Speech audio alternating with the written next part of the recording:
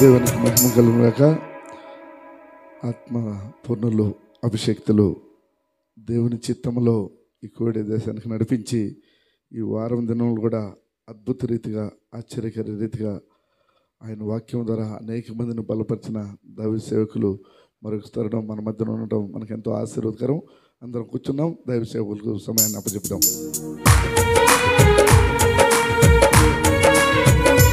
హల్లెలూయా. మంచిది, శ్రేష్ఠ సమయంలో పరిశుద్ధాత్మ దేవుడు క్షేమంగా మీ మధ్యకి నన్ను తీసుకొచ్చినందుకు ముందుగా నేను దేవునికి వందనస్తుడను. ఈ సమయంలో దేవుని మాటలు విందాం ప్రియులారా. దేవుని మాటలు వింటూ ఉండగా దేవుడు అద్భుతాలు చేస్తాడని నమ్మేవారిలో నేను ఒకడిని. మీరు ఒకవేళ నమ్మితే స్తోత్రం చెప్పండి. When we start listening the word of God, God would like to perform great miracles in our lifes. ఖచ్చితంగా దేవుడు మనల్ని గమనించే దేవుడై ఉన్నాడు. బాగుంది, ఇందాక బాగుంది, మళ్ళీ ఎవరో ఏదో చేశారు. హల్లెలూయా. నేను మళ్ళీ చెప్తున్నాను ప్రియులారా, యేసుక్రీస్తు వారిని నమ్ముకోవడం అంటే నేను ఓపెన్గా అడుగుతున్నాను, యేసు రక్తంలో కడగబడిన వారు ఎంతమంది ఉన్నారు? ఎవరు చేయతలే?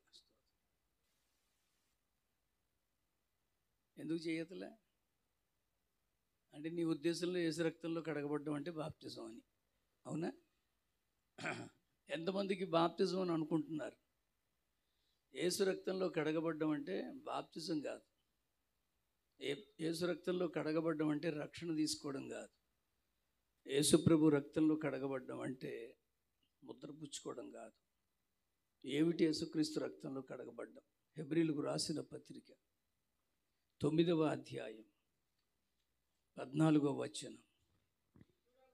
నిత్యుడగు ఆత్మ ద్వారా తనను తాను నిర్దోషునిగా అర్పించుకొనిన క్రీస్తు యొక్క రక్తము నిర్జీవ క్రియలను విడిచి జీవము గల దేవుని సేవించుటకు మీ మనస్సాక్షిని ఎంతో శుద్ధీకరించను.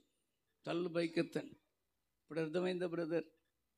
యేసు రక్తంలో కడగబడ్డం అంటే బాప్తిజం. బాప్తిజం జోసెఫ్ రెడ్డి గారి ద్వారా బాప్తిజం పొందిన వాళ్ళు ఎంతమంది ఉన్నారు? అందరూ బాప్తిజం పొందారా అయ్యగారి ద్వారా? అప్పుడు బెక్కెట్ రక్తం ఆయన ఎత్తిమించి పోసారా లేదా? ఒకవేళ ఆయన రక్తం పోసి ఉంటే ఆ రక్తం ఎక్కడి నుంచి తెచ్చి ఉంటారు? ఏ ఒంటెల్లో చంపేసి ఉండాలి,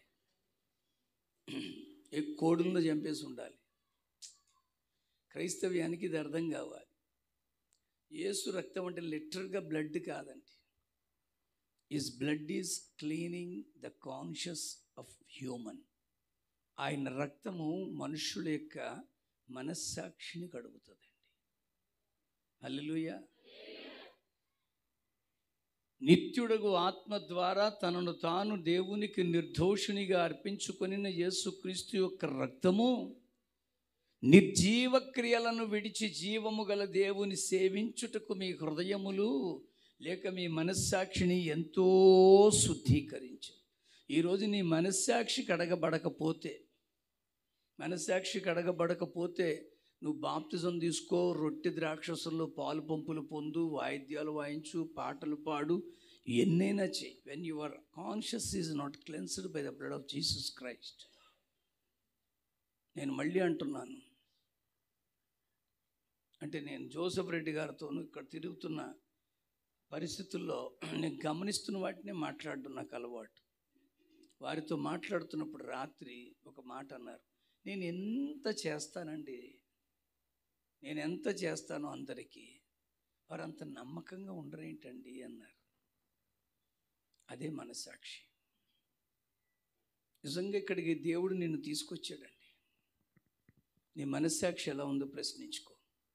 don't say that I'm a Christian. మెడలో సిలువను తగిలించుకున్నంత మాత్రాన క్రైస్తవుడు అవ్వడండి. మనస్సాక్షి లోపల కడగబడకపోతే, if your conscience is not cleansed by the blood of Jesus Christ, you never become a Christian. ఈరోజు ఈ క్రైస్తవ్యంలో వాక్యాన్ని మనం ఎందుకు నేర్చుకుంటున్నామంటే మన మనస్సాక్షి కడగబడాలి. కుళ్ళు, కుశుద్ధాలు, పగలు, ద్వేషాలు, పంతాలు, పట్టింపులు, ఇరుకులు, ఇబ్బందులు, సమస్య, శోధనలు మనం పెట్టుకోవద్దండి. మన మనస్సాక్షి కడగబడాలి. ఎంతమంది మనస్సాక్షి కడగబడింది? ఇప్పుడు బాప్తిజం తీసుకున్నారా అంటే చేతులు ఎత్తారు కదా. మనస్సాక్షి కడగబడిందా? మనస్సాక్షి కడగబడితే ఎవరి మీద నిందలేయవు. మనస్సాక్షి కడగబడితే ఎవరి విషయంలోనూ కుళ్ళుకోవు. మనస్సాక్షి కడగబడితే ఎవరి మీద ఎటువంటి సెటైర్లు వేయవు. ఈరోజు క్రైస్తవ్యంలో ఇవన్నీ ఎందుకు జరుగుతున్నాయంటే బ్లడ్ ఆఫ్ జీసస్, యేసు రక్తం ఇక్కడ కడగల, ఇక్కడ కడగబడాలి. అక్కడ కడగబడితే ఏమవుతుందో తెలుసా? ఫిలిప్పీలకు రాసిన పత్రికలో 2వ అధ్యాయంలో మొదటి నుంచి మనం చదివితే 8వ వచనం వరకు, క్రీస్తునందు ఏ హెచ్చరికైనను ప్రేమ వలన ఆదరణైనను, నేను చదువుతున్నాను వినండి, ఆత్మయందు ఏ సహవాసమైనను ఏ దయారసమైనను వాత్సల్యమైనను ఉన్న ఎడలా, ఎన్ని చెప్తున్నాడో ఇక్కడ, మీరు ఏక మనస్కులగునట్లుగా ఏక ప్రేమ కలిగి ఏక భావము గలవారుగా ఉండి ఒక్కదాని యందే మనస్సుంచుచు నా సంతోషమును సంపూర్ణం చేయండి. ఈరోజు పలు విధాలుగా why you are getting disturbances, why our mind is getting wavering, why we are not. నేను గమనిస్తున్నాను, ఒకరినొకరు బలపరుచుకోండి, సంతోషించండి, ఒకరినొకరు ప్రోత్సహించుకోండి. భలే పాడేవన్నా, నువ్వు పాడుతున్నప్పుడు చాలా బాగుంది, మా పిల్లలు వాయిద్యాలు వాయిస్తున్నప్పుడు ఎంతో ఆనందంగా ఉంటుందండి, బాగా వాయిస్తున్నారు నాన్న, మెచ్చుకోండి. వాళ్ళు మంచిగా చీర కట్టుకొచ్చారు, ఓ ఎందుకు కొత్త చీర బాగుంది నీకు అనండి. ఏటా రంగు నీకు నప్పిందే అని అనకండి. మనం అలాంటి వాళ్ళం. మనం అవతల వాళ్ళు ఎలాంటి వాళ్ళైనా మెచ్చుకునే హృదయం కలిగిన వాడు క్రైస్తవుడు. అలాంటి క్రైస్తవులు ఎవరైనా ఉంటే ఒకసారి స్తోత్రం చెప్పండి. ఎక్కడ తగ్గరు మీరు. అందుకని అక్కడ అంటున్నాడు, ఒక్కదాని యందే మనస్సుంచుచు నా సంతోషం సంపూర్ణం చేయండి, కక్ష చేతనైనను వృధాతిశయము చేతనైనను ఏమీ చేయకండి. ఇంకా అంటున్నాడు, వినయమైన మనస్సు గలవారై ఒకనిని ఒకడు తనకంటే యోగ్యుడని ఎంచుకోండి. ఒకళ్ళనొకళ్ళు ఎంచుకోండి. Yes, you are good, you are perfect, you are doing good, మీరు చాలా చక్కగా పాడారు, మెచ్చుకోండి, దేవుడు ఆలకిస్తాడండి. అంత మాత్రమే కాదు, ఏమన్నాడో తెలుసా, మీలో ప్రతివాడును తన సొంత కార్యములు మాత్రమే కాక ఇతరుల కార్యాలు కూడా చూడండి, సహాయపడండి మీ పాసిబిలిటీ ఉంటే. అంటే ఇక్కడ I'm not boosting up Joseph Reddy. Joseph Reddy గారిని ఏదో మోస్తే బాగుంటుందనే ఆలోచన నాకు లేదు, కానీ వారిని గమనిస్తున్నప్పుడు చేస్తున్న కార్యాలకి ఆశ్చర్యపడుతున్నాను నేను. నిన్నటి ఉదయాన్న నేను ఒక చోటకి వెళితే ఆయన తన ఆఫీస్కి రమ్మన్నారు. నేను ఆఫీస్కి వెళ్ళేసరికి అక్కడ ఒక బాబు ఉన్నాడండి. ఆ బాబు గురించి చెప్తున్నారు, చిన్న గ్రహపాటు వల్ల, చిన్న పొరపాటు వల్ల 3 రోజులుగా జైల్లో ఉన్నాడండి. ప్రార్థన చేశాము, ప్రయత్నం చేశాము, దేవుడు విడుదల ఇచ్చాడండి. సొంత కార్యాలు మాత్రమే కాక ఇతరుల కార్యాలు కూడా లక్ష్య పెట్టండి. ఇతరుల కార్యాలు మీరు చేయాల్సిన దగ్గర మీకు డబ్బు లేకపోవచ్చు, ఆరోగ్యం లేకపోవచ్చు, ఘనత లేకపోవచ్చు, అవకాశం లేకపోవచ్చు, మనసు ఉంటే చాలు, మనసు ఉంటే చాలు. ఎందుకంటే క్రీస్తు కడిగింది ఈ మనస్సాక్షిని కనుక. ఈ మనస్సాక్షిని కడిగితే అందరికీ, నేను వింటున్నప్పుడు ఆశ్చర్యంగా ఉందని, సాధారణ కుటుంబం అండి, సామాన్యమైన కుటుంబం, నన్ను పిలిచా, ఇంట్లో చిన్న కూడికి పెట్టారు. వాళ్ళు 2 సంవత్సరాలుగా ప్రతి బల్లారాధనకి భోజనాలు పెడుతున్నారంట. I was wonder. భోజనం పెట్టడం అంటే ఒక అన్నమో ఒక సాంబారో కాదు, chicken curry, fish fry, I don't know whether it is rice or biryani, ఏదైనా.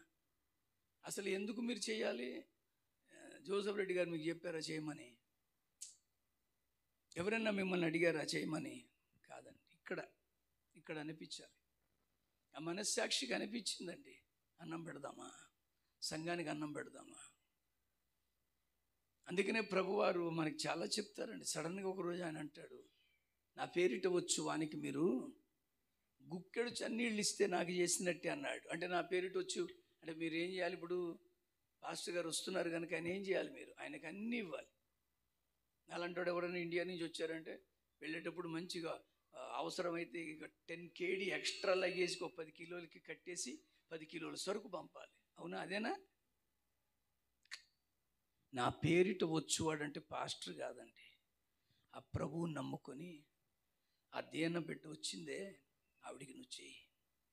నా పేరిట వచ్చేవారంటే ఎవరైతే ప్రభు అయిన యేసుని నమ్ముకొని ఆయన పేరిట వచ్చి సహాయం చేయవా. నిన్న ఉన్నట్టుండి మా సన్నికి ఒక ఫోన్ వచ్చింది. మాట్లాడుతూ ఉండగా ఒక ఆవిడ ఫోన్ చేసి, నా భర్త పరిస్థితి బాగాలేదు, నాకు ఏదైనా సహాయం చేయవా. ఆయనకి ఏం చెప్పాలో తెలియలేదండి. ఎందుకంటే ఆయన దగ్గర అంత అవకాశం తక్కువ లేదు. అయినా ఆయన నేనేం చేయగలనమ్మా, నన్ను అడిగితే ఎట్లాగా అని అనలేదండి. చూస్తానమ్మా, ప్రయత్నం చేస్తాను. మనకి జీవితాన్ని దేవుడు అందుకే ఇచ్చాడు ప్రియులారా. ప్రత్యేకంగా క్రైస్తవ భక్తి విధానంలో మీరు ఒకరికై ఒకరు సహాయం చేసుకోండి. ఇంకా మాట్లాంటాడు, క్రీస్తు యేసునకు కలిగిన ఈ మనస్సు. ఏ మనస్సు? ఆ పైన చెప్పిందంతా ఎవరి మనస్సు అన్నమాట? చెప్పాలి తలపైకెత్తి. అలాంటి మనస్సు నీకుందా? అలాంటి మనస్సు నీకు ఉండాలి అంటే ఆ క్రీస్తు యొక్క తత్వం మనలో ఉండాలి. ఒక సందర్భంలో యేసుక్రీస్తు వారు అంటారు, ఆ రోజుల్లో ఒక పెద్ద బ్యాచ్ ఉందండి. ఆ బ్యాచ్ ఎవరంటే శాస్త్రులు, పరిసయ్యులు, సద్దూకయ్యులు, కువైటీసు, దుబాయీసు. వాళ్ళు అదే చెప్తారు లిస్టు. ఈ మూడే తెలుసు మీకు. నాతో చెప్పండి. శాస్త్రులు, సద్దూకయ్యులు, పరిసయ్యులు, ధర్మశాస్త్రోపదేశకులు, ప్రధాన యాజకులు, సమాజ మందిరపు అధికారులు, వీళ్ళందరూ ఒక పెద్ద బ్యాచ్. వాళ్ళకి టార్గెట్ ఎవరో తెలుసా? Yesukristu. They would like to keep Jesus Christ always into your corner. ఎప్పుడు ఆయనను ఒక మూల పెట్టి బాధ పెట్టాలనే ఆలోచన కలిగి ఉన్న బ్యాచ్ ఇది. ఒక సందర్భంలో హల్లెలూయా మీరు ఎవ్వరు చెప్పలేదు, ఆవిడ ఒక్కవిడే చెప్పింది. ఎందుకంటే ఆవిడే నిద్రపోతుంది కనుక. జాగ్రత్త. నాకు ఈ మధ్యలో హల్లెలూయా చెప్పడం రాదు, నిన్ను పద్దాక లేపలేను. నేను మళ్ళీ చెప్తున్నాను, యేసుక్రీస్తు వారే వారికి టార్గెట్. ఒకరోజు యేసు తన శిష్యులతో వెళ్ళిపోతున్నప్పుడు ఈ బ్యాచ్ అంతా చూశారు. చూసి వారు ఆయనను చూచి, యేసయ్యా, నాకు యోహాను గారు తెలుసు, బాప్తిజం ఇచ్చిన యోహాను గారు తెలుసు, వారి శిష్యులు తెలుసు. వాళ్ళు తరచుగా ఉపవాస ప్రార్థనలు చేస్తారు, అది తెలుసు. అలాగనే మా పరిసయ్యులు ఉన్నారు, వారి శిష్యులు కూడా ఉన్నారు, వారు కూడా ఉపవాస ప్రార్థనలు చేస్తారు. నీ శిష్యులు ఏందయ్యా, పొదుగుకల తినడం తాగడం తప్ప ఉపవాసం చేయరా అని అడుగుతారు. ఎవరు చదవక్కర్లేదు, ఒకరు చదవండి. చదువు, విజయ్ చదువు, మార్కు సువార్త అన్నా సరే మీరు మారరు, ఆయన రాడు. దేవుని స్తోత్రం. లూకా సువార్త చదవండి. పోని లూకా సువార్త 5వ అధ్యాయంలో 33వ వచనం చదవండి. వారు ఆయనను చూసి, ఎవరి వారు? ఇది బ్యాచ్ అందరూ. వారు ఆయనను చూసి, యోహాను శిష్యులు తరచుగా ఉపవాస ప్రార్థనలు చేస్తారు, అలాగే పరిసయ్యుల శిష్యులను చేయుదురు, కానీ నీ శిష్యులు, నీ నొక్కేసావు, నీ శిష్యులు తిని త్రాగుచున్నారు అని ఆయనతో చెప్పారు. అందుకు యేసు ఏమంటున్నాడు? అందరూ తల్ల పైకెత్తి వినండి. పెండ్లి కుమారుడు తమతో ఉన్నంత కాలము పెండ్లి ఇంటి వారి చేత మీరు ఉపవాసం చేయింపగలరా? పెండ్లి కుమారుడు కొనిపోబడు దినములు వచ్చును, ఆ దినములలో నా పిల్లలు ఉపవాసం ఉంటారు. చదువు స్పీడ్గా. పెండ్లి కుమారుడు దగ్గర నుంచి చదవక. అందుకు యేసు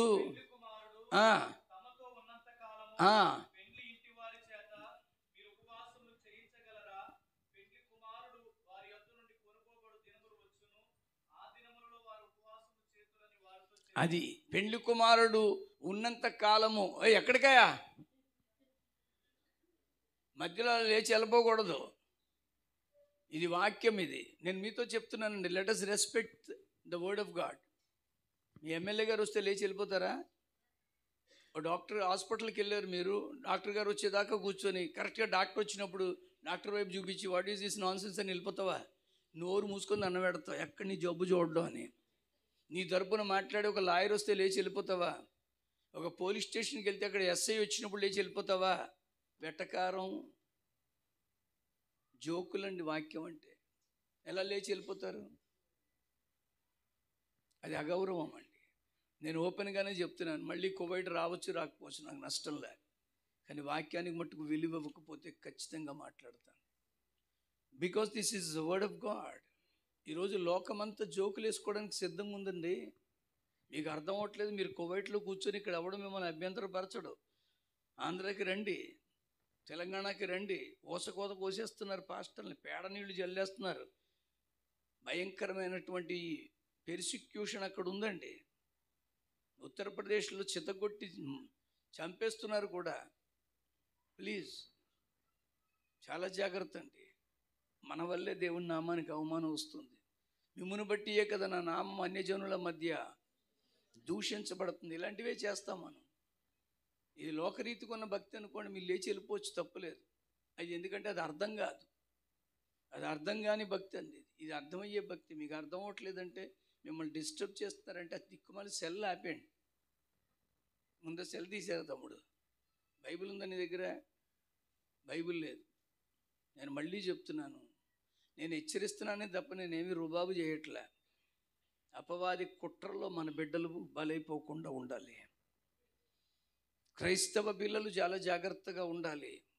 అందుకని ఓపెన్గా అంటున్నాను నేను. ఆ యేసుక్రీస్తు వారు అంటున్న మాట ఏంటో తెలుసా? పెండ్లి కుమారుడు తమతో ఉన్నంత కాలము పెండ్లి ఇంటి వారికి ఏం తక్కువ ఉంటుంది, ఉపవాసం చేయాల్సిన పనేముంది. కానీ ఒక రోజు వస్తుందండి. ఏ రోజు? పెండ్లి కుమారుడు వారి యొద్ద నుండి కొనిపోబడు దినములు వచ్చును అన్నాడండి. మనకి కాలాలు 3: భూతకాలం, వర్తమానం, భవిష్యకాలం. ఈ వచ్చును అనేది ఏ కాలం? భవిష్యత్తులో జరగబోయేది. Past tense, present tense, future tense. ఫ్యూచర్లో జరగబోయే ఒక ప్రమాదం చెప్తున్నాడు. I'm not going to be with you. నేను వెళ్ళిపోతాను. అప్పుడు నా పిల్లలు ఉపవాసం ఉంటారు. ఇప్పుడు ఆయన మన మధ్యలో ఉన్నాడా లేడా? ఉన్నాడు అన్నోళ్ళు చేతులు ఎత్తండి. చేతులు పూర్తిగా ఎత్తాలి. మన మధ్యలో ఉన్నాడు ఆయన? ఓకే. పెండ్లి కుమారుడిగా త్వరలో రాబోతున్న యేసుక్రీస్తు వారి కొరకు ఎదురు చూస్తున్నాడు, చేతులు ఎత్తండి. వీటన్నీ మీరే. లాజరస్ గారు వచ్చి మనకి వాక్యం చెప్తారు అని ఆయన కొరకు ఎదురు చూసేవాళ్ళు చేతులు ఎత్తండి. తండ్రోయ్, మరి ఇక్కడున్న లాజరస్ని ఏం చేద్దాం? తీసుకెళ్ళి సమాధి చేసి కాకినాడ పంపేద్దాం. మీకు అర్థం అవ్వాలి. ఒక ధైర్యంతో చెప్తున్నాను, భయపడే మాట చెప్తున్నాను, ఖచ్చితమైన మాట చెప్తున్నాను. యేసు ఇక్కడ లేడండి. యేసు ఇప్పుడు పరలోకంలో తండ్రి దగ్గర మన కొరకే విజ్ఞాపన చేస్తున్నాడండి. మరి ఇక్కడ యేసు ఎలా ఉన్నాడు? అదే మరి యేసు ఎలా ఉన్నాడంటే ఆత్మస్వరూపుడుగా ఉన్నాడు. ఈరోజు ఆ క్రీస్తు మనస్సు, ఆ ఆత్మ నీకుందా? లిటరల్గా, అక్షరార్థంగా యేసు ఇక్కడ లేడు, ఆయన పరభాగ్యంలో ఉన్నారు. కానీ యేసు మన మధ్యలో ఎలా ఉంటాడో తెలుసా? ఆత్మస్వరూపుడుగా. మీకు ఇంకో మాట చెప్తున్నాను. యెహోవా ఆత్మ, దేవుని ఆత్మ, క్రీస్తు ఆత్మ, పరిశుద్ధాత్మ, భ్రమపరచు ఆత్మ, బలహీనపరచు ఆత్మ, పిరికి ఆత్మ, అబద్ధములాడు ఆత్మ, అనేకమైన ఆత్మల గురించి బైబిల్ చెప్పింది. ఈరోజు నేను అంటున్నాను, మనకందరికీ వాడుకలో వచ్చిన మాట, ఆత్మ లేనివాడు. కొంచెం మాట్లాడండి మీరు అని బైబిల్లో ఉందా? అంటారే అనేసారు కదా, ఆత్మ లేనివాడు నా వాడు కాదు అంటున్నారు కదా. బైబిల్లో ఉందా? అంటే మీరు ఉంది అని అనేస్తారు. చదువుదామండి. రోమా పత్రిక 8వ అధ్యాయం 9వ అధ్యాయం 8-9 వచనాల్లో, 8వ అధ్యాయం 9, 10 వచనాలు. దేవుని అందరూ బైబిల్ తెరవండి. ఆ ఒక్క మాట కొరకు తెరవండి. రోమాపత్రిక 8వ అధ్యాయం 9వ వచనం. దేవుని ఆత్మ మీలో నివసించి ఉన్న ఎడల మీరు ఆత్మస్వభావము గలవారే గాని శరీర స్వభావము గలవారు కారు. ఇక్కడ అందరూ చదవాలి. ఎవడైనను క్రీస్తు ఆత్మ లేనివాడైతే వాడాయన వాడు కాడు. ఇది వాక్యం. మీ బైబిల్లో ఆత్మ అనేది పెద్ద అక్షరాలతో ముద్రించబడింది కనుక ఆత్మ లేనివాడు ఆయన వాడు కాడు అని వేస్తున్నారు. ఇప్పుడు మీకు వాక్యం అర్థమైందా? ఎవడైనను హూమ్సో ఎవర్, పాస్టర్ అవనియండి, ప్రొఫెట్ అవనియండి, బిషప్ అవనియండి, రెవరెండ్ అవనియండి, డాక్టర్ అవనియండి, విశ్వాసి అవనియండి.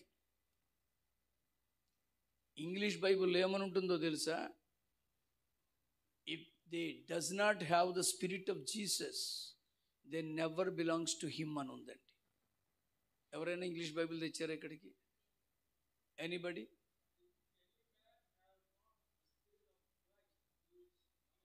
Is none of his. అదొక వెర్షన్ అండి. అది కింగ్ జేమ్స్ వెర్షన్లో అలా ఉంటుంది. ఈజీ ఇంగ్లీష్ వెర్షన్ ఒకటి ఉంది, న్యూ కింగ్ జేమ్స్ ఉంది. ఏమని వ్రాయబడి ఉందంటే, the who does not have the spirit of Christ ఈ నెవర్ బిలాంగ్స్ టు హిమ్. నువ్వు నిజంగా పరిశుద్ధాత్మ వశంలోకి నేను వెళ్ళాలి, పరిశుద్ధాత్ముడు నాలో ఉండాలి అని అనుకోవడంలో ఎక్కడ తప్పులే. కానీ ఆ పరిశుద్ధాత్ముడు నిన్ను ఆవరించాలన్నా, సహాయపడాలన్నా, తోడుగా రావాలన్నా నీలో ముందు ఏముండాలో తెలుసా? క్రీస్తు ఆత్మ. క్రీస్తు ఆత్మ లేకుండా నాలో పరిశుద్ధాత్ముడు ఉన్నాడని అనుకోవడం అమాయకత్వమే. When you does not have the spirit of Christ then don't say that I belongs to Holy Spirit. I'm very clear. వినాలందరూ. ఈరోజు ఆ క్రీస్తు ఆత్మ నీలో ఉందా? What is called spirit of Christ? ఏది క్రీస్తు ఆత్మ? క్రీస్తు ఆత్మకి కొన్ని లక్షణాలు ఉన్నాయి.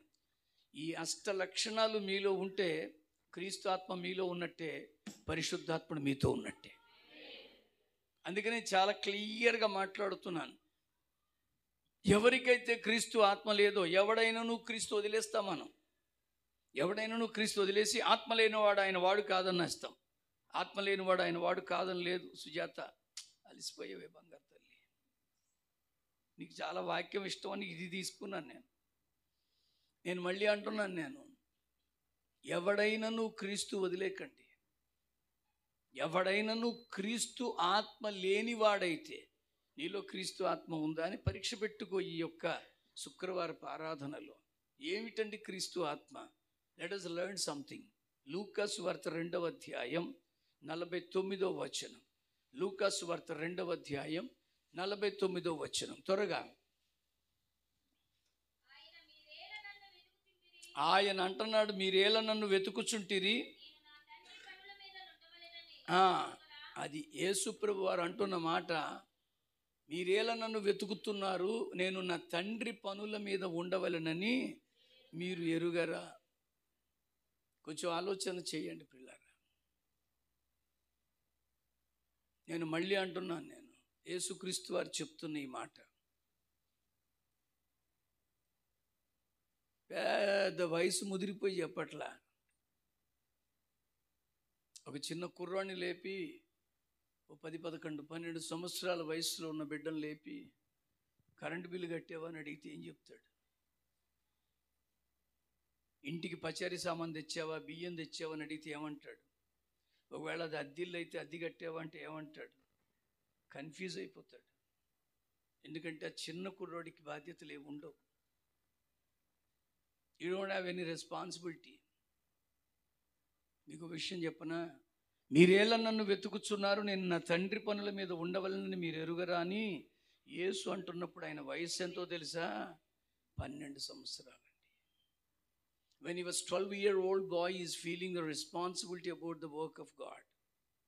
ఈరోజు 12 సంవత్సరాల వయసులో యేసు ఉన్నప్పుడు నేను నా తండ్రి పనుల మీద ఉండాలని మీకు తెలియదా అని అడుగుతున్నాడండి. ఈరోజు నేను అంటున్నాను, మీకు అప్పగించిన పనిలో మీరు నమ్మకంగా ఉన్నారా? 12 సంవత్సరాల ప్రాయంలో ప్రభు అంటున్నాడు, మీకు తెలియదా నేను నా తండ్రి పనులు, I'm suppose to be busy with my God's business. ఈరోజు ఆయన పనిలో నమ్మకస్తుడండి. నీకు ఏ పని అప్పగించాడో అందులో నమ్మకంగా ఉండు మిత్రమా. God would like to raise up your situation. నువ్వు అప్పగించిన పనిలో నువ్వు నమ్మకంగా ఉండు. దానిలోనే దేవుడు నిన్ను దీవించబోతున్నాడు, దానిలోనే నిన్ను హెచ్చించబోతున్నాడు, దాని ద్వారా నిన్ను ఆశీర్వదించబోతున్నాడు. నీకు అప్పగించిన పనిలో నమ్మకంగా ఉండు. ఈరోజు ఏ పని అయితే నీకు ఇచ్చారో ఆ పనిలో నువ్వు నమ్మకం ఉండి, యేసుక్రీస్తు యొక్క ఆత్మ లక్షణంలో ప్రాథమికం, ప్రామాణికం, ప్రాముఖ్యం నీలో అలాంటి ఒక ఆత్మతత్వం ఉందా? ఆయన ఎంత నమ్మకస్తుడో చెప్పనా. ఒకసారి సమరయ ప్రాంతానికి వెళ్ళాల్సి వచ్చింది. సమరయ ప్రాంతానికి వెళుతూ ఉండగా అక్కడ సుఖారాన్ అనే ప్రాంతంలో యాకోబు బావి ఉంది. సాధారణంగా సమరయకి యూదులు ఎవ్వరు పోరు. అలాంటిది సమరయ మీదుగా వెళ్ళవలసి వచ్చెను అని ఉంటుంది. It was happen to go there. It was not in his itinerary. ఆయన ప్రోగ్రాంలో అది లేదు, but it was happen to go there. ఆశ్చర్యం ఏంటో తెలుసా అండి, ఆయన వెళ్ళారు. యాకోబు బావి దగ్గర ఒక పడిపోయిన, చెడిపోయిన జీవితంతో ఆయన మాట్లాడుతున్నారు. ఆయనతో పాటు ఆయనకు 12 మంది శిష్యులు ఉన్నారు. ఒక్కొక్కళ్ళు అంతంత ఎత్తుంటారు. ఇక్కడ కూడా అరబ్బులు ఎంతంత ఎత్తుంటారో మీకు తెలుసు. నేను దుబాయ్ వెళ్ళినప్పుడు నేనున్న హోటల్లో అరబ్బుల్ని చూసి వాళ్ళతో ఫోటో తీయించుకున్నాను. వాళ్ళు నెఫీలు ఇలా ఉన్నారు నా పక్కన. ఒక్కొక్కడు అంతంత ఉన్నారు, తెల్ల బట్టలు వేసుకొని, కానీ జోకులు ఎక్కువ వాళ్ళకి. నేను ఫోటో తీయించుకుంటానంటే తీసుకో అన్నారు. 3 మధ్యలో నేను నిలబడి ఫోటో తీయించుకున్నాను. వాళ్ళు చాలా సీరియస్గా అడుగుతున్నారు, ఆడవాళ్ళు ఎవరు లేరా అని. ఎవరు లేరా అన్న అంటే వాళ్ళతో కూడా ఫోటో తీయించుకొచ్చేది. అంత జోవెల్గా ఉన్నారు, కానీ దే ఆర్ వెరీ హైట్. ఈ 12 మంది శిష్యులు ఒకే ఎత్తండి. ఈ 12 మంది శిష్యులు వెళ్ళిపోయారు ఊర్లోకి. ఈయనేమో ఒక బతుకు బాగు చేయడానికి వెళ్ళారు. వీళ్ళు ఎందుకు వెళ్ళారు? ఆహారం కొరకు వీళ్ళు వెళ్ళారు. నేను మళ్ళీ చెప్తున్నాను, సేవకుడు అంటే అర్థం ఏంటో చెప్పగలరా? సేవకుడు అంటే ఏంటండి? సేవకుడు అంటే ఒకటి చెప్పనా? సేవకుడు అన్న మాటకి సేవే కూడు. దేవుని స్తోత్రం. ఏంటి? సేవే కూడు. ఇప్పుడు రివర్స్ అయిపోయింది, మనకంతా కూడు సేవ. కూడు ఉంటేనే సేవ. వాళ్ళకేమో శిష్యులకి తిండి అవసరం కనుక వెళ్ళిపోయారు, తిండి తినడానికి, తిండి సంపాదించడానికి. నేను మళ్ళీ చెప్తున్నాను, ఆ స్త్రీ వ్యభిచారి కాదండి, ఆ స్త్రీ వేశ్య కాదండి, స్థిరం లేని దిక్కుమాలిన బతుకు. వేశ్యకి వ్యభిచారికి తేడా ఉందండి. వ్యభిచారి అనేది తిరుగుతూనే ఉంటుందండి, కాల్ గర్ల్స్ అంటారు. వేశ్య అనేది ఒక చోట స్థిర నివాసం ఏర్పరచుకొని వీటిలను ఆకర్షించుకొని దాని బతుకు తెరువు చూసుకుంటుంది. అందుకని రాహాబ్ ఎవరు? వేశ్య. ఈ అమ్మాయి వేశ్య కాదు, ఈమె వ్యభిచారి కాదు. స్థిరం లేదండి, ఏదో ఆశించింది, అది పొందలేకపోతే వదిలేయడం, ఇంకొకళ్ళతో బతుకుదాం, వాళ్ళతోనైనా ఆనందిద్దాం అనుకుంటే అక్కడ రాకపోతే వదిలేయడం. ఇలాగా ఆమె తనకు ఒక స్థిరం లేనటువంటి బతుకుతున్న ఆ స్థిరం లేని స్త్రీని దర్శించడానికి వెళ్ళాడు నా ప్రభువు. దేవునికి స్తోత్రం. ఎంత మంచి మనస్సు అండి. మనం అలాంటి వాళ్ళని అసలు పట్టించుకోం. మనం అలాంటి వాళ్ళకి పేర్లు పెట్టి వదిలేస్తాం. పాపం యేసుకి ఎంత జాలో. సరే, ఆ 4వ అధ్యాయం చదవక్కర్లేదు. అక్కడ అద్భుతమైన కాన్వర్సేషన్. నన్ను చూడండి, 4వ అధ్యాయం అనే ఎందులో న్యాయం? 4వ అధ్యాయం అని ఆవిడ తెగ వెతికేస్తుంది. ఇప్పుడేం కాదు, అన్ని విని ఇంటికి పోయిన తర్వాత చూడండి. అలాగ పౌలు గారు చెప్పిన, శీల గారు చెప్పిన మాటలు అలాగను ఉన్నవో లేదో అని లేఖనములను పరిశీలించిన సంఘం ఒకటి ఉందంట. తెలిసిన వాళ్ళు చెయ్యొద్దండి. ఏ సంఘం? బెరయా సంఘం. దేవునికి స్తోత్రం. వీళ్ళు మాసిదోనియా వారి కంటే కూడా భక్తి పరులండి. అలాగ ఉందా లేదా అని ఎప్పుడు చూసారటండి? వింటున్నప్పుడు చూడలే. మనకి ఇది అలవాటు, వింటున్నప్పుడు కాదండి, వినేసిన తర్వాత. అంటే వాళ్ళు వెళ్ళి పరిశీలించారంటే ఎంత జ్ఞాపకం పెట్టుకున్నారండి వాక్యాన్ని. అందుకనే అంటున్నాను నేను, ఆ యేసుక్రీస్తు వారు ఆమెతో మాట్లాడుతూ ఆమె బ్రతుకును మారుస్తే ఈ లోపల వీళ్ళు వచ్చారు. ఇప్పుడు 4:31 చదివితే శిష్యులు వచ్చి యేసుతో ఏమంటున్నారు? ఆలోగా శిష్యులు, బోధకుడా భోజనము చేయమని ఆయనను వేడుకున్నారు. అంటే వీళ్ళు రెడీ చేస్తారు ఫుడ్ ఇక్కడ. అప్పుడు యేసు వారి వైపు చూసి, అంటే యాకోబు బావి కొంచెం ఎత్తుగా ఉంటుందండి, అలాగ తిరిగి పైకి ఎక్కాలి బావిలో నీళ్లు చేదుకోవాలంటే. ఈయన ఎత్తులో ఉన్నారు, వాళ్ళు కొంచెం కింద ఉన్నారు. బోధకుడా ఫుడ్ రెడీ అని అంటున్నారు వాళ్ళు. అందుకు యేసు ఏమంటున్నాడు? అందుకు ఆయన, భుజించుటకు మీకు తెలియని ఆహారము నాకుందని. ఏమన్నారు చెప్పండి? భుజించుటకు మీకు తెలియని ఆహారము. అప్పుడు శిష్యులకి ఇప్పుడు భక్తులకి యేసు అర్థం కావట్లే. అలా అన్న వెంటనే వీళ్ళు అనుకున్నారు, ఎవడో క్యారేజ్ తెచ్చాడు రా. ఏంటి? ఎవడో క్యారేజ్ తెచ్చాడు. ఇదే వాళ్ళ ఆలోచన. చదవండి అక్కడ ఏమనుకుంటున్నారు వాళ్ళు. శిష్యులు ఆయన భుజించుటకు ఎవడైనను ఏమైనను తెచ్చనేమో అని వారిలో వారు అనుకుంటున్నారంట. అది విన్న ప్రభు అంటున్న మాట ఏంటో తెలుసా? యేసు వారిని చూచి, నన్ను పంపిన వాని చిత్తమును నెరవేర్చుటకు ఆయన పనిని తుదముట్టించుట, అది నా ఆహారం. ఈరోజు నీ ఆహారం ఏంటి మిత్రమా? పనిలో నమ్మకంగా ఉన్నావా? 12 సంవత్సరాల ప్రాయంలో చెప్తున్నాడు, don't you know that I'm busy with the God's business.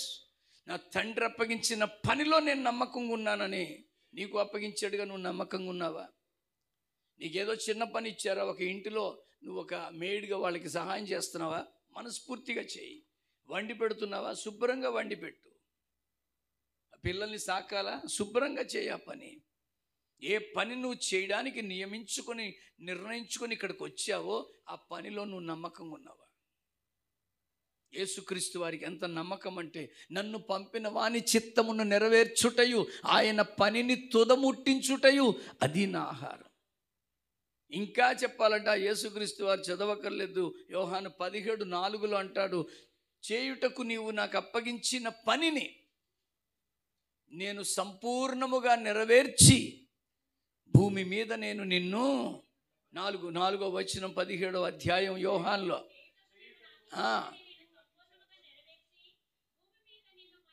అదండి, ఇక్కడ ఉండగానే ఆయన మహిమపరచగలం. చాలామంది అనుకుంటారు పాటలు అయిపోయిన తర్వాత వస్తారండి. అదేటో నా పాటలు ఎంత బాగున్నాయి అనుకుంటున్నావు, పరలోకంలో ఉన్నట్టు ఎంత మహిమపరిచామా? పర్లేదు, ఇక్కడ మహిమపరచకపోయినా పర్లేదు. చచ్చిపోయిన తర్వాత పరలోకి వెళ్తే 6 రెక్కలు ఎత్తారు, 2తో ముట్టి మూసేసి, 2తో కాళ్ళు మూసేసి, 2 రెక్కలు ఎట్టుకొని పరిశుద్ధులు పరిశుద్ధులు పరిశుద్ధులు ఉందా? నోవే. ఇక్కడ ఎవడు ఆరాధించలేడు, అక్కడ ఆరాధన చేయడానికి అవకాశమే లే. ఇక్కడ ఉండగానే మహిమపరచాలి. మీరు భోజనము చేసినను పానము చేసినను మరి ఏమి చేసినను దేవునికి మహిమ రావాలి. అందుకనే యేసు అంటున్నాడు, చేయుటకు నువ్వు నాకు అప్పగించిన పనిని నేను సంపూర్ణంగా నెరవేర్చి భూమి మీద నేను నిన్ను. ఈరోజు నువ్వు పనిలో నమ్మకంగా ఉన్నావా? పనిలో నేను నమ్మకంగా ఉన్నానని చెప్పుకునే వారిలో క్రీస్తు ఆత్మ ఉన్నట్టే. క్రీస్తు ఆత్మ ఉందంటే నీకు అప్పగించిన పనిని నువ్వు నమ్మకంగా చేస్తున్నావా? అది నువ్వు చూసుకోవాలండి. అది నువ్వు చూసుకోవాలి. ఎందుకంటే నీకు దేవుడు ఇచ్చాడు కనుక. నేను నాతో పాటు వచ్చారండి అది ఏదో ప్రాంతానికి. నాకు ఈ జోసెఫ్ రెడ్డి తప్ప పెద్ద ఎగ్జాంపుల్ ఎవరు లేరు. జోసెఫ్ రెడ్డి, సన్నీ, శ్యాము వీళ్ళ గురించి చెప్తాను, ఎందుకంటే వాళ్ళు నాతో ఎక్కువ ఉన్నారు. కానీ ఆయన అక్కడికి వచ్చిన తర్వాత ఈజ్ మానిటరింగ్ హిజ్ వర్క్ అండి. ఆయన గమనిస్తున్నారు. ఆ సీసీ కెమెరాలు పెట్టుకొని ఆయన ఆఫీస్కి వెళ్ళాను నేను. ఒక పెద్ద టీవీ నిండా సీసీ కెమెరాలు ఉన్నాయి. ఆయన ఆఫీసులో కూర్చొని అవన్నీ పర్యవేక్షిస్తూ ఉంటారంట. ఇంటి దగ్గర పెట్టుకున్నారు ఆయన ఆఫీస్, బల్ల మీద. అందులో సీసీ కెమెరాస్ యొక్క డిస్ప్లే కనిపిస్తుంది. ఎందుకంటే దేవుడు అప్పగించిన పని అది. నువ్వు నమ్మకంగా ఉన్నావా? నువ్వు పర్యవేక్షించుకుంటున్నావా నీ పనిని? ఇది యేసుక్రీస్తు యొక్క మొదటి ప్రాథమిక లక్షణం. నువ్వు పనిలో నమ్మకంగా ఉంటే క్రీస్తు ఆత్మ నీలో ఉన్నట్టే. రెండవది లూకా సువార్త 2వ అధ్యాయం 50వ వచనం. త్వరగా చదవాలి. అయితే ఆయన తమతో చెప్పిన మాట వారు గ్రహింపలేదు. అంతటా ఆయన వారితో కూడా బయలుదేరి నజరేతునకు వచ్చి ఏంటండి లోబడి ఉన్నాడండి. ఎంతమంది లోబడుతున్నారు? తల్ల పైకి ఎత్తండి. ఎంతమంది లోబడుతున్నారు? ఈరోజు లోబడాలండి దేవునికి, దేవుని వాక్యానికి, దైవజనుడికి. నువ్వు లోబడితేనే నీకు ఆశీర్వాదం. ఈరోజు చాలామందికి ఆ లోబడే తత్వం ఉండదు. ఒక పక్క వ్యాపారం చూసుకుంటూ ఉండగా దేవుడు ఊహించని రీతిగా పరిచర్య అప్పగించాడు ఈ దంపతులకి. ఎంత భారం అండి! సిల్లీగా సింపుల్గా చేసేది కాదు దేవుడు పరిచర్య అంటే. సరదాగా చేసి ముగించేది కాదండి. ఈ రాత్రంతా నాకు ప్రయాణం ఉందండి. రేపు సాయంత్రం నాకు ఒక పుట్టినరోజు కూటం ఉంది. 25వ తారీఖు, 26వ తారీఖు 3 ఆరాధనల తర్వాత మండపేటలో 2 మీటింగులు, పెద్ద సభల్లో వాక్యం అందించాలి. నేను అలిసిపోతున్నానండి. కంటిన్యూస్గా నేను దేనికైనా కక్కుర్తి పడతానంటే నిద్రకే. నాకు తిండి పెద్ద ఆలోచన ఉండదు. ఎక్కడైనా అవకాశం ఉంటే కాస్త కళ్ళార నిద్రపోవాలని ఆశ. ఎందుకంటున్నానంటే అలసట. ఈరోజు నువ్వు లోబడగలుగుతున్నావా? సేవకునికి లోబడి నీ ఆత్మలు కాయడానికి ఆయన నియమించుకున్నాడు. దేవుని వాక్యం ఏమంటుందో తెలుసా అండి? హెబ్రీయులకు రాసిన పత్రిక 13వ అధ్యాయం 17వ వచనంలో, హెబ్రీ గ్రంథం 13వ అధ్యాయం చివరి అధ్యాయం, మీ పైన అందరూ నన్ను చూడాలి, మీ పైన నాయకులుగా ఉన్నవారు లెక్క ఒప్పజెప్పవలసిన వారే మీ ఆత్మలను కాయుచున్నారు కనుక వారు దుఃఖముతో ఆ పని చేసిన ఎడల మీకు నిష్ప్రయోజనం అండి. దుఃఖముతో కాక ఆనందముతో చేయునట్లు వారి మాట వినండి, వారికి లోబడి ఉండండి. ఈరోజు మీ మీద మీ ఆత్మలను కాయడానికి ఒక నియమించబడినటువంటి సేవకులండి వారు. మీ పైన నాయకులుగా ఉన్నవారు మీ లెక్క ఒప్పజెప్పవలసిన వారే మీ ఆత్మలను కాయుచున్నారు కనుక వారు దుఃఖముతో ఆ పని చేసిన ఎడల మీకు నిష్ప్రయోజనం. దుఃఖముతో కాక ఆనందముతో చేయునట్లు మీరు వారి మాట విని వారికి లోబడండి. దేవుని వాక్యం చెప్తుందండి ఈ మాట. ఎంతమంది లోబడుతున్నారు? నేను మళ్ళీ చెప్తున్నాను, నేను తిరుగుబాటుగా మాట్లాడుకోకండి. అది మీకు ఆశీర్వాదం కాదు, మీ పిల్లలకి దీవెన కాదు. మళ్ళీ చెప్తున్నాను నేను, ఈ దీవెన మీ పిల్లల మీద ఉండునుగాక. ఈ ఆశీర్వాదపు జల్లు నీ కుటుంబం మీద ఆయన రాకడ పర్యంతం నిలిచి ఉండునుగాక. ఓ సింపుల్ క్లాజ్ ఇచ్చాడు ఆయన, లోబడండి చాలు. ఎంతమంది లోబడుతున్నారు? ఈ చెయ్యెత్తాలంటే భయం. లోబడుతున్నానంటే మొన్న మీరు రాలేదుగా అంటే, నువ్వు లోబడ్డం అంటే ఒక మీటింగ్ ఉంది, మీరు అక్కడికి రావాలి అంటే ఇంకేం మాట్లాడకూడదు. ఏడ్రా ఎప్పుడు పడితే అప్పుడు మీటింగ్లు పెడతాడు, వచ్చేవాడు ఎక్కడో చూద్దాం ఉద్యోగం అలాంటి అలా అనేవాడు ప్రభు రాజ్యంలో పాత్రుడు కాదు. ఓపెన్గా చెప్తున్నా.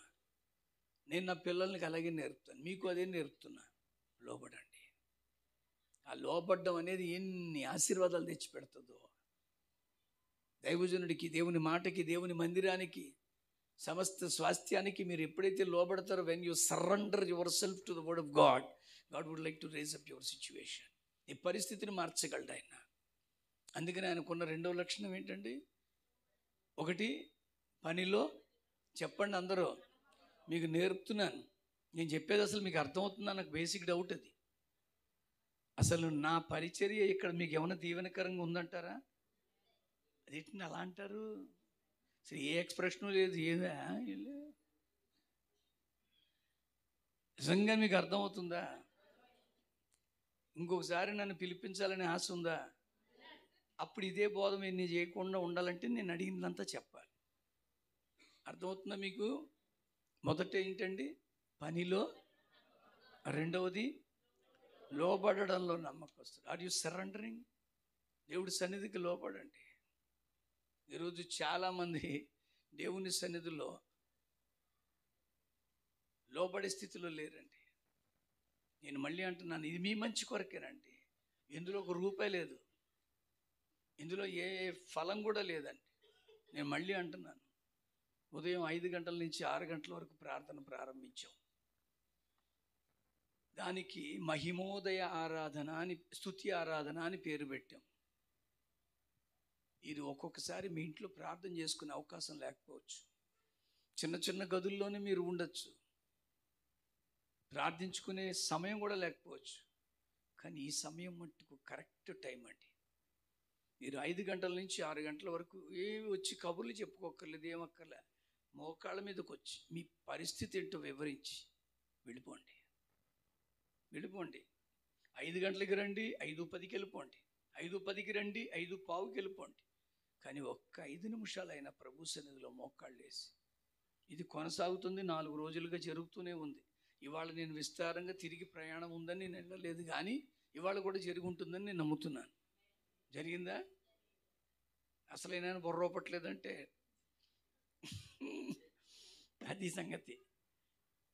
అసలు జరిగింది కదమ్మా. ఆమేన్.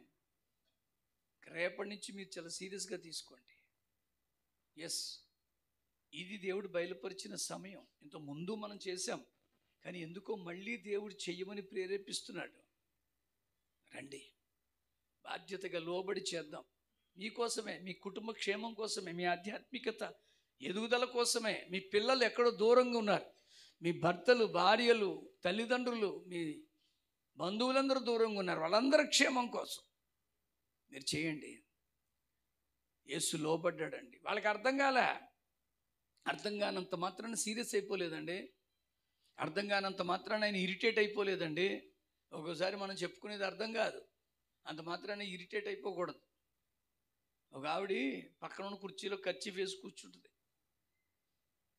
ఎవరైనా వచ్చి కుర్చీలో కూర్చోబోతే అమ్మో వదిన వస్తుంది. అబ్బా, ఎవరు వస్తారు? వదిన. ఈ లింకులు, ఈ బంధాలన్నీ ఎక్కడికి వస్తేనే పెడతారు. వదిన, మరదలు, అన్నయ్య, ఇవన్నీ. ఆ తర్వాత తంట వచ్చినప్పుడు ఈ బంధాలన్నీ పోతాయి. ఈవిడేమో వదిన వస్తుందని కర్చీఫ్ వేసింది. వదిన వచ్చింది, సంతోషంగా చేస్తున్నారు ఆరాధన. ఒకరోజు మంచి ఆరాధన ఇక్కడ జరుగుతుందండి. నీ చేతిలో రొట్టెను నేనయ్యా, వీరువు యేసయ్యా, అయ్యా అయ్యా అయ్యా అని అందరూ. వదిన మట్టుకెలా కూర్చొని ఉంది. ఈవిడేమో తట్టుకోలేక, వదిన హృదయాన్ని కదిలిస్తున్నాయి పాటలు అంటుంది ఈవిడి. ఇంకా తట్టుకోలేక ఈవిడ కూర్చొని, ఏ వదిన అలా అయిపోయావు అని. అంటే మన సైడ్ ఉంటుంది కదా, అదే చెప్తున్నా. నీకేం తెలుసు, పొద్దునే డ్వాక్రాకి 7,000 కట్టాలి. ఈ డ్వాక్రాలు ఇక్కడ ఉండవు, కానీ అక్కడ ఉంటాయి. ఈవిడ వినలేకపోతుంది, ఆరాధనలో పాల్గొంది. వెంటనే ఈవిడంటే, వదిన ఆఫ్టర్ ఆల్ 7,000 రూపాయలకి గింజుపత్త పెట్టి ఆరాధన అయిపోయిందో ఇంటికి వెళ్ళేటప్పుడు రా, నేను 7,000 ఇస్తాను, కట్టాయి, అన్నయ్య చేతి వచ్చినట్టు ఇప్పుడు ఇచ్చాయి. ఇంకంతే. ఇవిడ టెంపోయే మార్చేసిందండి. నీ చేతిలో రొట్టెలమ్మ. ఇప్పుడు ఏం దొరికింది ఈవిడికి? గ్యారంటీ దొరికేసింది అంతే. ఇక రెచ్చిపోయి ఆరాధన చేసేసిందండి. 4 రోజులు అయిపోయింది, వదిన మాట్లాడట్లా. 2వ నెలలోకి వచ్చింది, పాపం పిచ్చిది ఖర్చు పెడుతుంది, కానీ వదిన రాట్లా. 3 నెలలు అయిపోయిన తర్వాత ఎవరో చెప్పారు, చెప్పించుతానా మీ వదిన వెనకాల కూర్చొని వెనక నుంచి వెళ్ళిపోతుంది అన్నారు. అలా కాదని వెనకాల మాటేసింది, ఖచ్చితంగా పట్టుకుంది. వదిన 3 నెల రోజుల్లో ఇచ్చేస్తానన్న 3 నెలలు దాడిపోయింది, నువ్వు ఇంకా ఇవ్వలేదు అని అంటే, గట్టిగా అరవకు, ఇచ్చేస్తానని మెల్లగా అంటది అనుకుంటున్నారా? పారిపోతామా? ఎక్కడికి వెళ్ళిపోతాం? ఎత్తాంలే. అయ్యో బాబోయ్, పుచ్చుకునేటప్పుడు ఉన్న స్వరం కాదు అది. ఇప్పుడు ఈవిడికి ఏం చేయాలో తెలియదండి. ఆవిడ అరిచేసి ఆవిడ వెళ్ళిపోయింది. ఫస్ట్ దొరికిపోయేది ఎవరో తెలుసా? ఫస్ట్ దొరికిపోయేది ఎవరు? పాస్టర్. పాప ఆయనకి ఏమీ తెలియదు, ఈ ఖర్చీపు గొడవ తెలియదు, ఇటు డ్వాక్రా గొడవ తెలియదు. ఆయన దగ్గరికి వచ్చి, పాటర్ గారు మొన్న సత్యవతి 7,000 టుప్పోయింది, నెల అయిపోయి ఇచ్చేస్తానంది. ఓయ్, ఇక్కడ సత్యవతులు ఉంటే క్షమించండి. వెంటనే ఒక ఆవిడ వెనక్కి తిరిగి, నువ్వేంటుంది? పాపం సత్యవతి, నిన్ను అనట్లేదమ్మా, నాకు అలవగ్గా వచ్చే పేరు అది. నేను మళ్ళీ అంటున్నాను, 4 నెలలు అయిపోయింది పాస్టర్ గారు, డబ్బులు ఇవ్వట్లేదు, మీరు ఏదైనా చెయ్యకపోతే చర్చ్ మార్చేస్తాం. అయ్యో బాబోయ్, ఎంత భయపెట్టేస్తున్నారండి సేవకుల్ని. సేవకులు ఎంత భయపడి సేవ చేస్తున్నారండి. అసలు ఆయనకి ఏమైనా సంబంధం ఉందా అండి? నిన్నేమైనా ఖర్చు వేయమన్నాడా? నిన్ను వదినాన్ని గోక్కోమన్నాడా? ఆవిడ ఎడుతుంటే నువ్వు దూరమన్నాడా? చేసుకుంది నువ్వు, దొరికిపోయేది భూమి మీద పాస్టరు, పరలోకంలో దేవుడు. ఈరోజు ఆ పాస్టర్కి అర్థం కాదు, అందుకని నువ్వు పాస్టర్ గారిని, సంఘాన్ని వదిలిపెట్టి వెళ్ళిపోతావా? యేసుక్రీస్తు తల్లిదండ్రులకు ఆ మాట చెప్తున్నప్పుడు వాళ్ళకి అర్థం కాల. ఆయన వదిలిపెట్టి వెళ్ళిపోలేదండి, యేసు వారికి లోబడి ఉన్నాడండి. ఈరోజు నువ్వు లోబడుతున్నావా? Maybe sometimes your pastor may not understand your situation. Maybe sometimes నీ యొక్క భర్తకి నీ పరిస్థితి అర్థం కాదు, నీ భార్యకి నీ పరిస్థితి అర్థం కాదు, నీ సేవకునికి అర్థం కాదు. అంత మాత్రాన ఆవేశపడిపోయి ఏదేదో మాట్లాడడం కాదు. యేసులాగా నువ్వు ఉండాలంటే లోబడే మనస్సు ఉండాలి. 5వ అధ్యాయము 7వ వచనంలో, హెబ్రీలకు రాసిన పత్రికలో మిగిలిన అష్టలక్షణాలు అక్కడ కనిపిస్తాయి. ఆయన శరీరధారి అయి ఉన్న దినములలో మహారోదనముతోనూ కన్నీళ్లతోనూ తనను మరణం నుండి రక్షింపగలవానికి ప్రార్థనలు యాచనలు సమర్పించి భయభక్తులు కలిగి ఉన్నందున ఆయన అంగీకరింపబడెను. ఆయన కుమారుడై ఉండియు తాను పొందిన శ్రమల వలన విధేయత నేర్చుకున్నాడు. ఈ గంభీరమైనటువంటి దాంట్లో 6 లక్షణాలు ఉన్నాయి. ఒకటి, ఆయన శరీరధారిగా ఉన్న దినములలో మహారోదనముతో. ఎంతమంది రోధిస్తున్నారు? రోదన అంటే తెలుసా? రోదన అంటే మాట్లాడండి మీరు. రోదన అంటే ఏడుపు. రోదన అంటే రోదన అంటే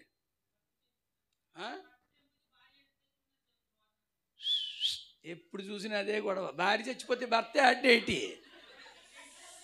నేను అనేది ఏంటంటే రోదన అంటే ఏంటి?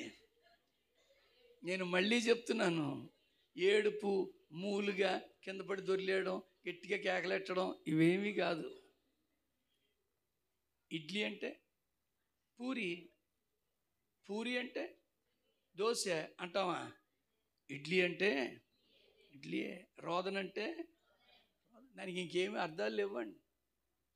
ఈ రోదన అనే దానికి మనకి యేసుప్రభు వారు నేర్పారు. పరిసయ్యుడు సుంకరి ప్రార్థన. సుంకరి ఏం చేస్తున్నాడండి? దూరముగా నిలవబడి ఆకాశము వైపైనను కన్నుడెత్తుటకు ధైర్యము చాలక చెప్పు రొమ్ము కొట్టుకొనుచు. రొమ్ము కొట్టుకుంటూ చేసేది రోదన. ఈరోజు ఎంతమంది రోధిస్తున్నారండి? ఎక్కడో ఉంది భార్య, ఎక్కడో ఉన్నాడు భర్త, పిల్లలు. నేను చాలా సంఘాల్లో ప్రార్థన చేస్తుంటే మా బాబు మా మాట వినట్లేదండి, మా పాప మా మాట వినట్లేదండి. నిజంగా నువ్వు రోధిస్తున్నావా?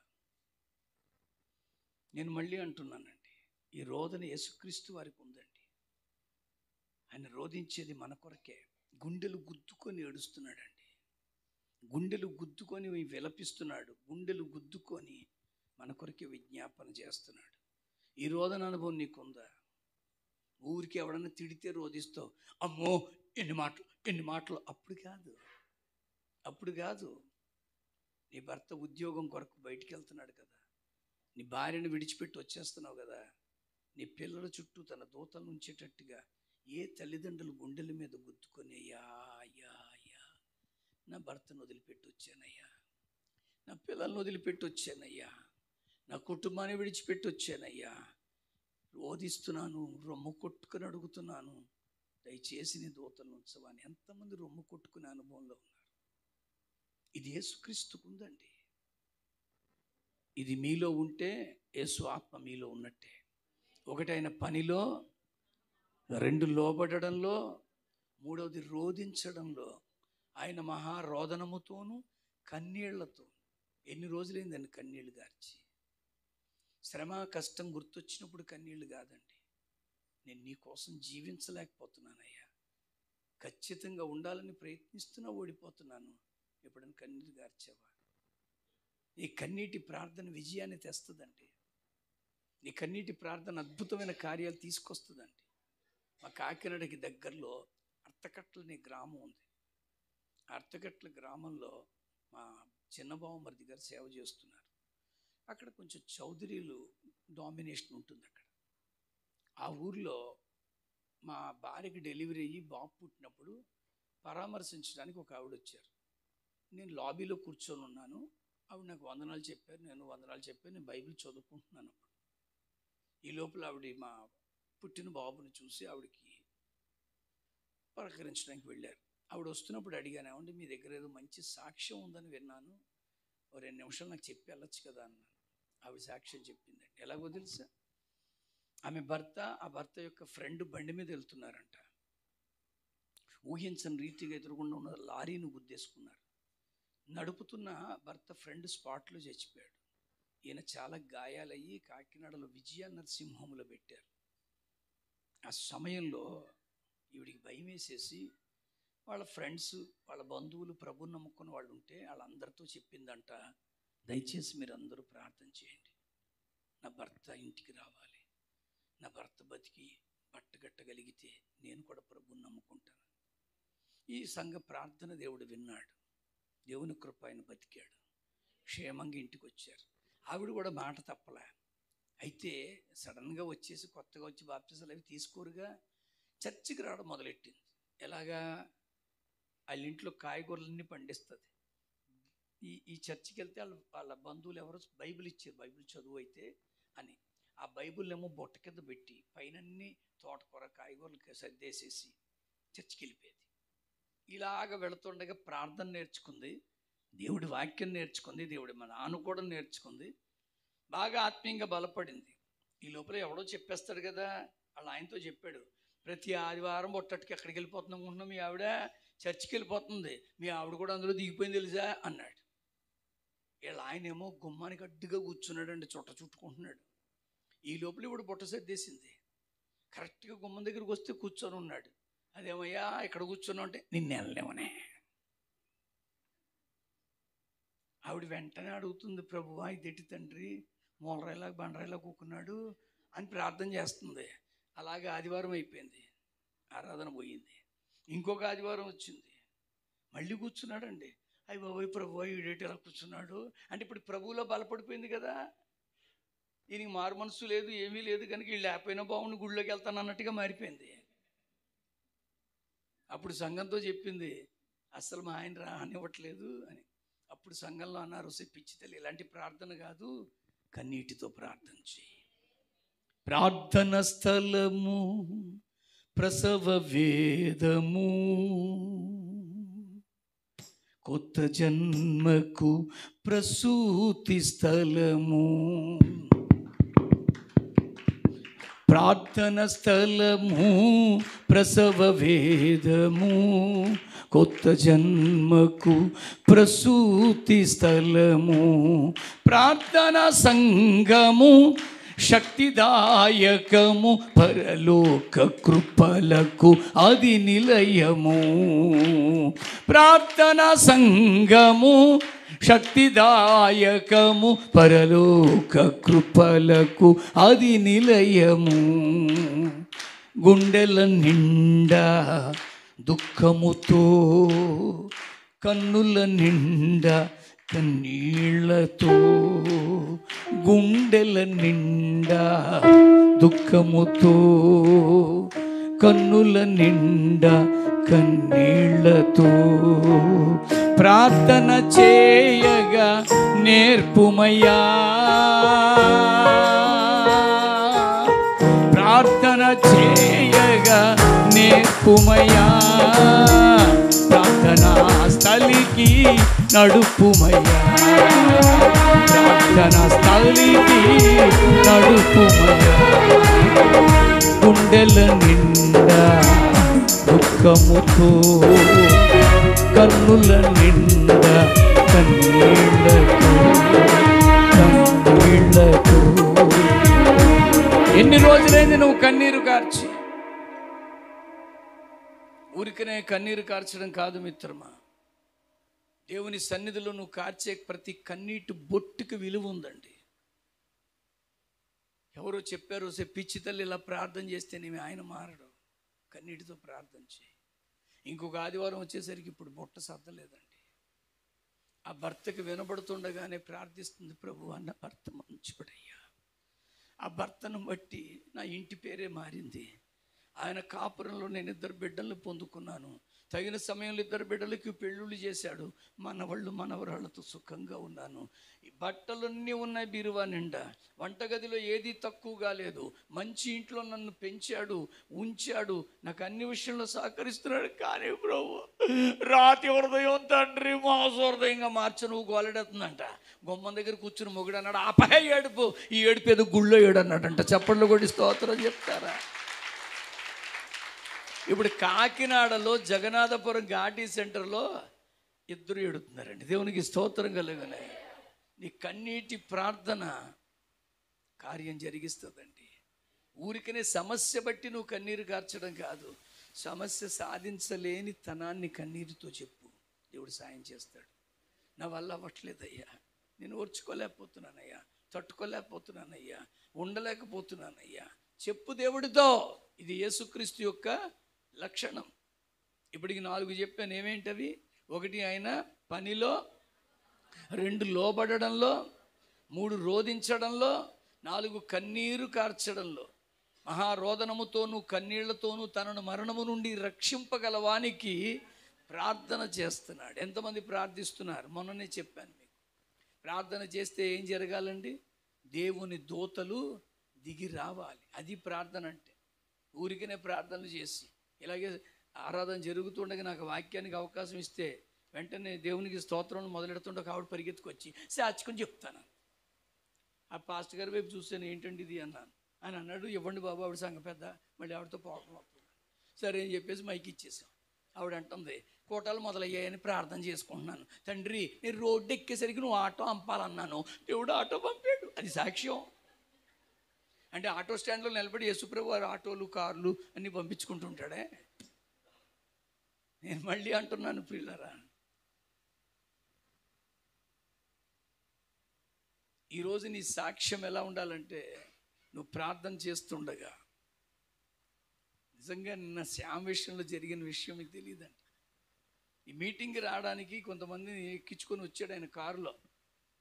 స్థలం సరిపోలేదని కొంచెం ఎక్కువగా ఎక్కించుకోవాల్సి వచ్చిందంట, కారు పరిమితి కంటే ఎక్కువగా. సరే మొత్తానికి దిగేటప్పుడు ఆ కారులో కూర్చున్న వాళ్ళు, ఆయనకు ఒక బ్యాగ్ ఉంది, ఒక చిన్న బ్యాగ్. ఆ బ్యాగ్లో ఆయన వాలెట్, ఆయనకున్నటువంటి కార్డ్స్ అన్నీ అందులో పెట్టుకున్నారు.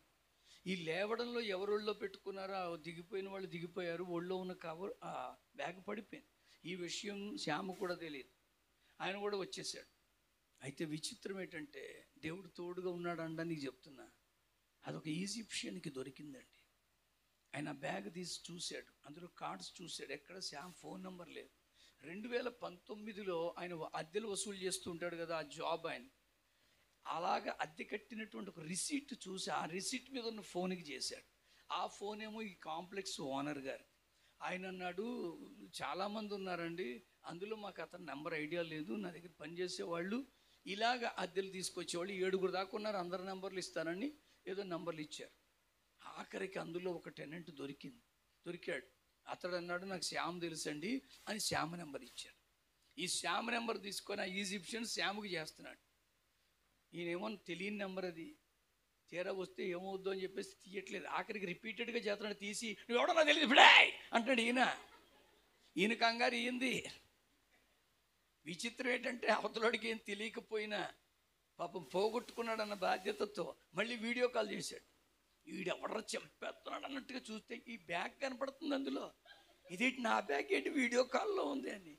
ఏ క్యా హై, ఏ ఆప్కా బ్యాగ్ హై, తమరు పోగొట్టుకున్నారు హై, ఆ విషయం ఆపుకో తెలియదు హై, కానీ దేవుడికి తెలుసాయి. దేవునికి స్తోత్రం కలుగునుగాక.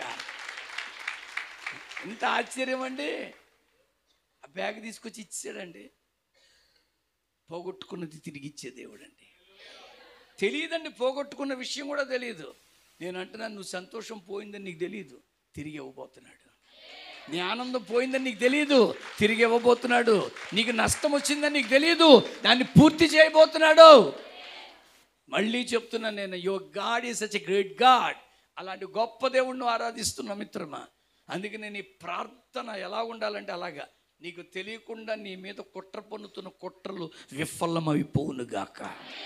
నీకు తెలియకుండా నీ మీద పన్నాగాలు పన్నుతున్నారు, అవన్నీ ఆ యొక్క అన్ని తునాతునకలైపోనుగాక. నీకు తెలియదండి ఏం జరుగుతుందో. You don't know what is. ఒక మాట చెప్పనండి, నీ కొరకు సిద్ధపరుస్తున్నాడు దేవుడు, అది నీకు తెలియదు.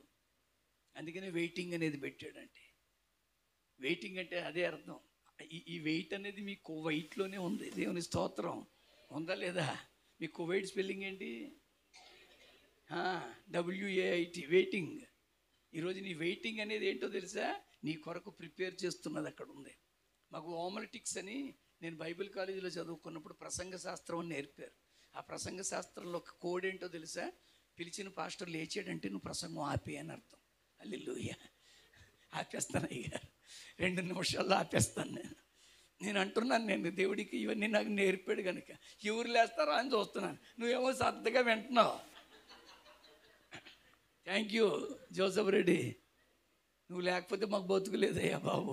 యేసయ్యా నువ్వు లేకపోతే నాకు ఈ టైం తెలియదండి, ఇలాగే మాట్లాడేస్తుంటారు. మీరేమో అలా వినేస్తూనే ఉంటారు. టైం చెప్పద్దా? సరే ముగించేస్తున్నాను స్పీడ్గా చెప్పేసి. ప్రార్థనతోను యాచన అంటే చెప్పండి, త్వరగా చెప్తే ముగించేస్తారు 2 నిమిషాల్లో. యాచన అంటే నువ్వు ఏంటి అడగడం, మన స్టైల్ కనుక అడగడం. అసలు మాట ఏంటో తెలుసా? అడుక్కోవడం. ఎంతమంది అడుక్కోవడానికి వచ్చారు? సిగ్గుపడకండి. మీకు మంచి చెప్పనా, ఇక్కడ అడుక్కో, ఇంకెక్కడ అడుక్కోక్కర్లేదు. దేవునికి స్తోత్రం కలుగునుగా. when you start begging over this place, there is no need to beg anywhere. ఎక్కడ నువ్వు అడుక్కోక్కర్లా, ఇక్కడ అడుక్కో. యేసు అడుక్కుంటున్నాడండి. యాచనతోను సమర్పించి భయభక్తులు కలిగి ఉన్నందున అంగీకరింపబడ్డాడు. ఈరోజు నీకు భక్తి ఉంది, వచ్చి కూర్చొని వింటున్నావు. భయం ఉందా brother? Do you fear God? నీకు భయం ఉందా? ఆయన చూస్తున్నాడు, చేసే దేవుడు వింటున్నాడని భయం ఉందా? నేను అంటున్నాను స్పీడ్గా. 128వ కీర్తనలో చదవక్కర్లేదు, ప్రారంభంలో ఈ మాట చెప్పారు. ఏమని? యెహోవా యందు భయభక్తులు కలిగి ఆయన త్రోవల్లో నడుచువారందరూ ధన్యులు. మళ్ళీ 4వ వచనంలో ఏమన్నారు? యెహోవా యందు భయభక్తులు గలవాడు ఇలాగా ఆశీర్వదించబడతాడు. ఎలాగా? నిత్యముగా నీకు మేలు కలుగును, నీ కష్టార్జితము నీవు అనుభవిస్తావు. నీలోగిట నీ భార్య ఫలించు ద్రాక్షవల్లి వలెను, నీ పిల్లలు నీ భోజనపు బల్ల చుట్టూ ఒలీవ మొక్కల నీ పిల్లలను నీవు చూచెదవు. ఇశ్రాయేలు మీద ఆశీర్వాద సమాధానం ఉండునుగాక. 6 వచనాలే 128వ కీర్తన. కానీ 6 వచనాలలో ఎన్నిసార్లు నువ్వు అని చెప్పాడో అండర్లైన్ చేసుకోండి. అంత కన్సర్న్ అండి నువ్వు నేనంటే ఆయనకి. అందుకని అంటున్నాను యాచనతో భయభక్తులు కలిగి ఉన్నందున ఆయన అంగీకరింపబడిన. చివరిగా అంటున్నాను, ఆయన శ్రమలు, తాను పొందిన శ్రమల వల్ల విధేయత నేర్చుకో. ఎంతమంది విధేయులుగా ఉన్నారు? ఒబిడియన్స్. నిందాడు కారు దిగి ఆయన వెళ్ళిపోయారు. శ్యామ్ గారిని పరిగెత్తుకొని వస్తుండగా ఒక కుర్రాడు చూసి ప్రైజ్లాడు అన్నాడు. అదేంటది? వినయం. ఏంటన్నది? వినయం. అలా కనబడిన వెంటనే నమస్కారం చెప్పి ప్రైజ్లాడు అనడం వినయం. మరి విధేయత అంటే ఏంటి? ఆడు 2-3 రోజుల నుంచి నాతో పాటు అన్ని మీటింగులకు వస్తున్నాడండి. విధేయత అంటే ఏంటో తెలుసా? ప్రైజ్లా అని అమ్మ వచ్చేసేవా బురదడానికి లోపల అనుకుంటున్నాడు. అదే విధేయత. దేవునికి స్తోత్రం కలుగునుగాక. ఎంతమంది అనుకుంటారు ఇక్కడ వదిలెత్తి పోదామని? My God is observing your heart. నీ హృదయాన్ని చూస్తున్న దేవుడు. యేసు నేర్చుకున్నాడండి. తాను పొందిన దెబ్బలు కాదు, శ్రమల వలన. చెప్పండి అందరూ. నేను పొందుతున్న శ్రమల వలన నాకు విధేయత వచ్చునుగాక. ఇది యేసుక్రీస్తు యొక్క ఆత్మతత్వం. అలాంటి యేసుక్రీస్తు మనస్సు నీలో ఉందా? లేచి నిలబడదాం, దేవుడి దగ్గర అడుగుదామండి. దేవుని దగ్గర అడుగుదాం ఈ సమయంలో. దేవా దేవా దేవా దేవా దేవా, నిన్ను నమ్ముకున్న బిడ్డను నీ ఆత్మతత్వం నాకు రావాలి తండ్రి. అందరము 2 చేతులు ఇలా చాచండి. ఇలా ఇలా ఇలా ఒక మాట చెప్పండి, నన్ను నీకు అప్పగించుకుంటున్నానయ్యా. అలయాకోబును నీవు విరచితివి, ఆనాడు ఆశీర్వదించితివి. ఇశ్రాయేలుగా మార్చితివి.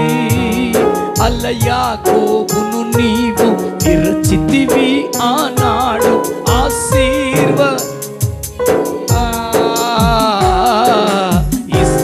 ఇశ్రాయేలుగా మార్చితివి. నీ చేతిలో రొట్టెను నేనయ్యా, వీరుము యేసయ్యా. నీ చేతిలో రొట్టెను నేనయ్యా, వీరుము యేసయ్యా. వీరుము యేసయ్యా, ఆశీర్వదించు వీరుము యేసయ్యా, ఆశీర్వదించు యేసయ్యా. అయ్యా, నా జీవితాన్ని నీ చేతిలో పెట్టుకుంటున్నానయ్యా. నా జీవితానికి నాయకుడిగా నువ్వే ఉండయ్యా. నా జీవితంలో నేను పోగొట్టుకున్నదంతా తిరిగి పొందుకోవడానికి నీ కృపాస్తానికి అప్పగించుకుంటున్నానయ్యా. ఇదిగో నాయన తండ్రి, యేసు తత్వం నాలో లేకపోతే, యేసులాగా నేను కనబడకపోతే యేసు దగ్గరికి నేను రాలేనయ్యా. ఇదిగో ఆయనలాగా నేను పనిలో నమ్మకంగా ఉండాలి, లోబడడంలో నమ్మకంగా ఉండాలి, రోధించడంలో నమ్మకంగా ఉండాలి, కన్నీరు విడవడంలో నమ్మకంగా ఉండాలి, ప్రార్థించడంలో నమ్మకంగా ఉండాలి, యాచించడంలో నమ్మకంగా ఉండాలి, భయభక్తులు కలిగి ఉండటంలో నమ్మకంగా ఉండాలి, విధేయత చూపించడంలో నన్ను నమ్మకంగా చేయి ప్రభువా. అడుగుదామండి దేవుని దగ్గర.